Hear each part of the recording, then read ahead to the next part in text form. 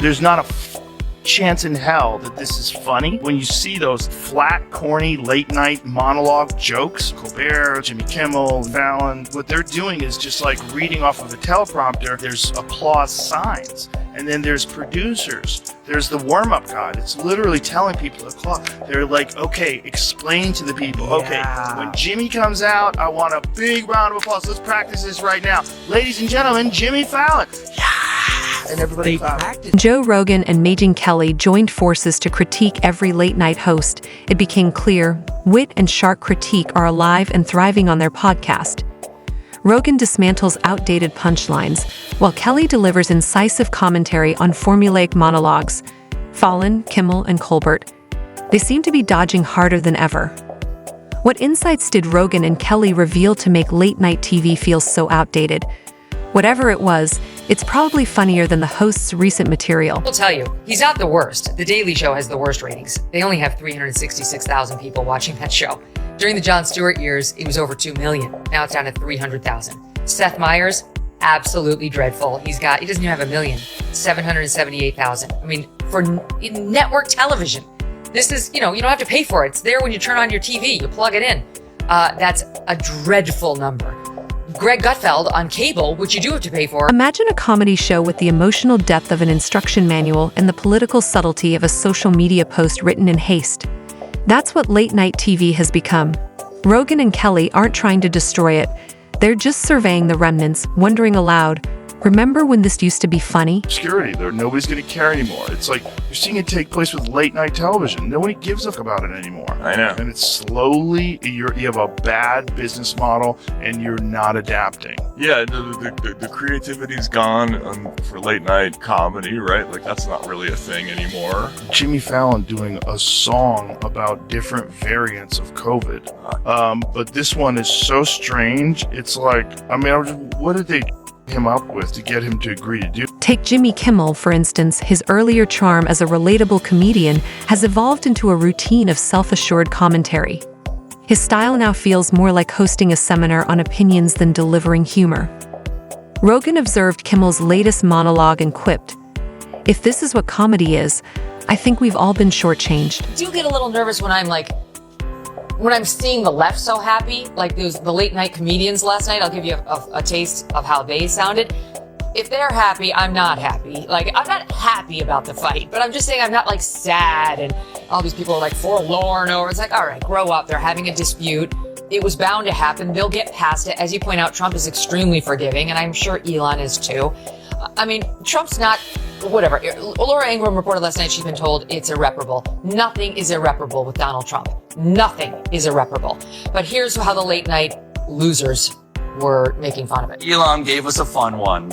Time to drop the really big bomb. Donald Trump is in the Epstein files. That's the real reason they have not... Once excelled at delivering lighthearted humor, playfully poking fun at himself, his guests, and everyone else.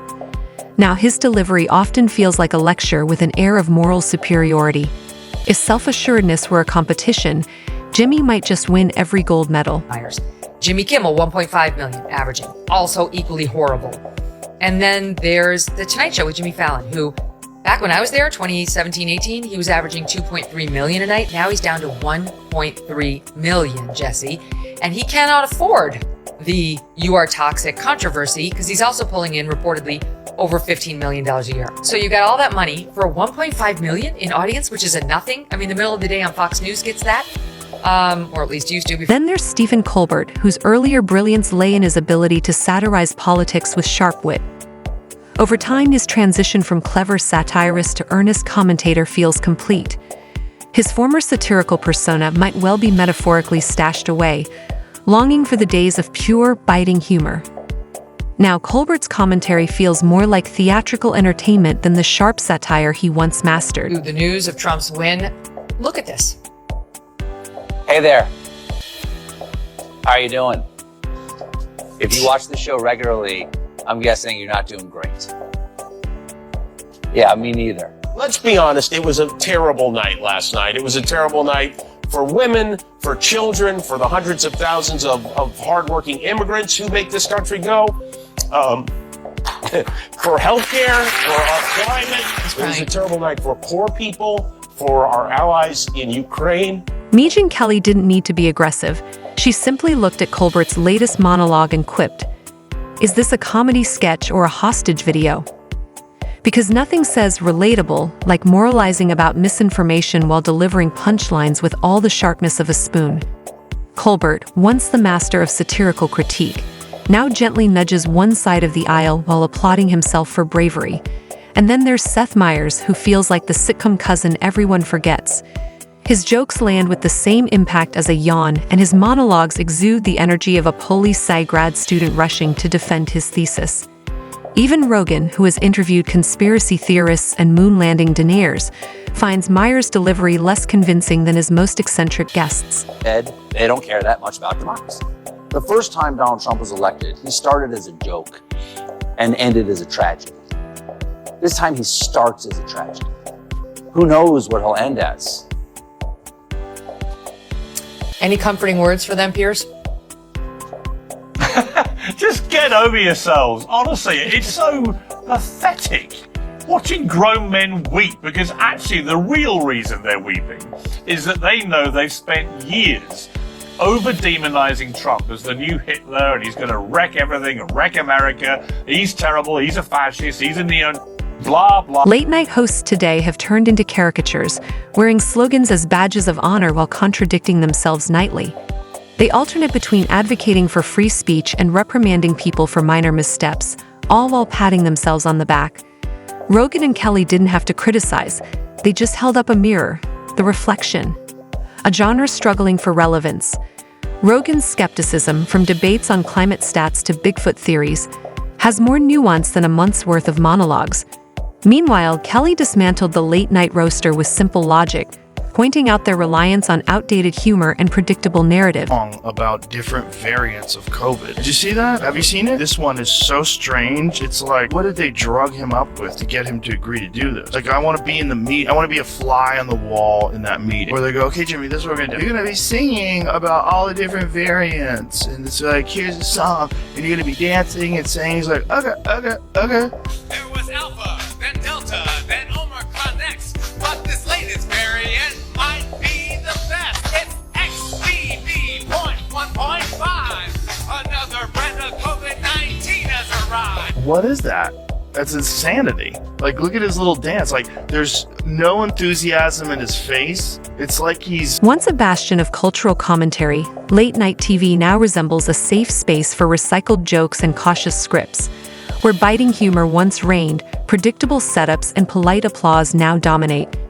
Even the audience's laughter feels forced, more a nod to social expectation than genuine amusement. Rogan compared it to being stuck in an improv class led by someone devoid of comedic instinct. Kelly summed it up with sharp precision.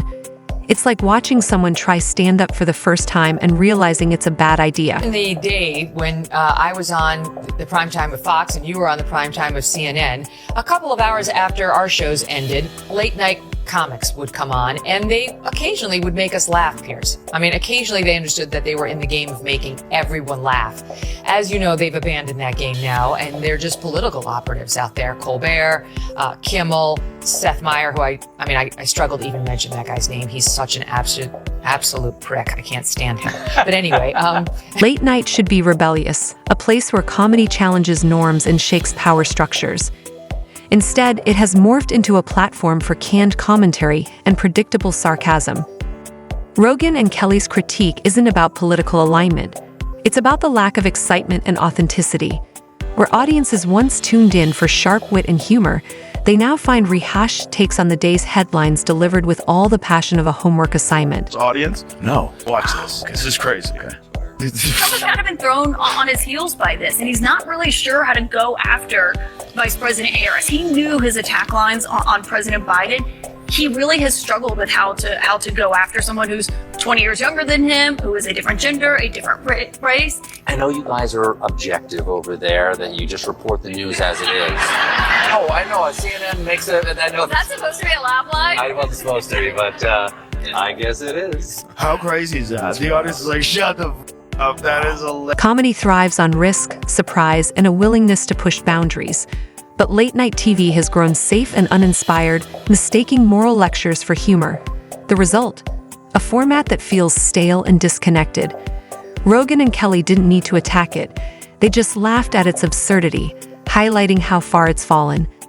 When podcasters riffing over coffee deliver more engaging and honest content than multi-million-dollar productions, it's clear that the genre needs a serious reboot. Until then, late night remains a monument to what happens when satire loses its edge and settles for mediocrity. About different variants of COVID. Did you see that? Have you seen it? This one is so strange. It's like, what did they drug him up with to get him to agree to do this? Like, I want to be in the meet. I want to be a fly on the wall in that meeting. Where they go, okay, Jimmy, this is what we're going to do. You're going to be singing about all the different variants. And it's like, here's a song. And you're going to be dancing and saying, he's like, okay. There was Alpha, then Delta, then Omicron next. But this latest variant might be the best. It's XBB.1.5. Another brand of COVID-19 has arrived. What is that? That's insanity. Like, look at his little dance. Like, there's no enthusiasm in his face. It's like he's Grappling with that news. Now, if, like me, you're wondering why the Department of Energy is the one making this judgment, it's because that agency oversees a network of U.S. national laboratories, some of which conduct advanced biological research. No. Bad energy department. No biolabs until you finish building your electric car charging stations. It's epitomized sharp wit and daring humor. Now it feels like a resting place for jokes that didn't survive rehearsal. Joe Rogan and Megyn Kelly didn't need to destroy it with harsh critiques, just a simple flashlight to reveal the cobwebs where comedy used to thrive. When podcasters deliver content that's funnier, bolder, and more relevant than multi-million-dollar productions, it's time to reconsider the format. If you've ever laughed, cringed, or simply enjoyed seeing late-night royalty taken down a peg, share this with someone who still believes Colbert is a comedian. Spoiler, he's not.